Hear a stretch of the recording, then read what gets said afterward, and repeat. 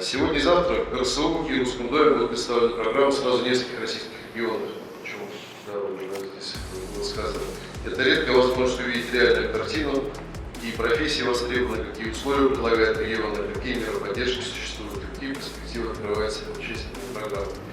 Особенность этих встреч в том, что здесь можно получить ответы напрямую, не через сайты, а от людей, которые ежедневно работают в сфере переселения, знают детали, нюансы, сложности.